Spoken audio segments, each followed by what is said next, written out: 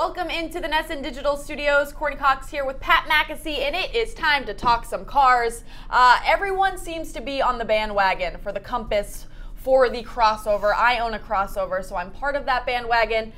So Jeep just redesigned their Compass in 2017. So I think it's time to compare two cars. The Jeep Compass and the Mazda CX-5. When you look at these two crossover types, what do you like? What do you dislike? Which one's better?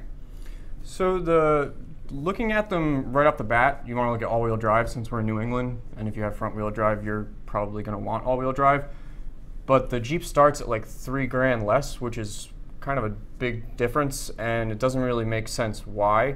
It kind of seems like you're paying just for a few features like emergency braking that the Mazda comes with, and the Mazda has a 7-inch infotainment display instead of a 5-inch, which isn't enough of a difference to warrant paying that much, I think.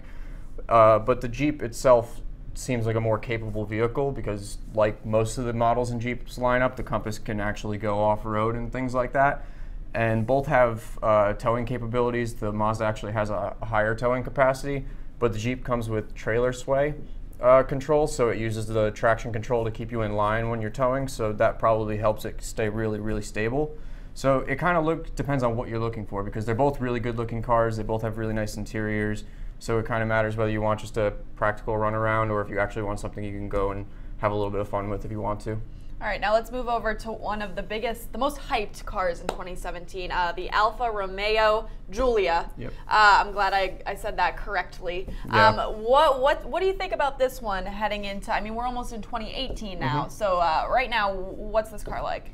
So there was a lot of talk at the beginning of the year about the Giulia Quadrifoglio, which is the performance version, but the standard one kind of got overlooked a bit, and looking at it now compared to its rivals from Mercedes, BMW, Audi, it's a little confusing. Why? Because on paper at least it seems like it's right up there with the best of them. It starts at $37,995, which is a little bit more than, say, the BMW, I believe, or sorry, slightly more expensive than the BMW and the Audi, but it's cheaper than the Mercedes, and power-wise you get more than all of them.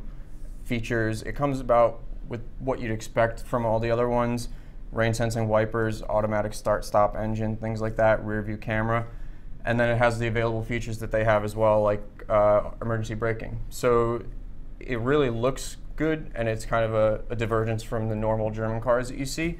So it's a solid alternative and a good start for Alfa Romeo. All right, well there you have it. When I heard the name of the car, the Romeo Giulia, kind of sounds like Romeo and Juliet. Do you think it's an homage to that?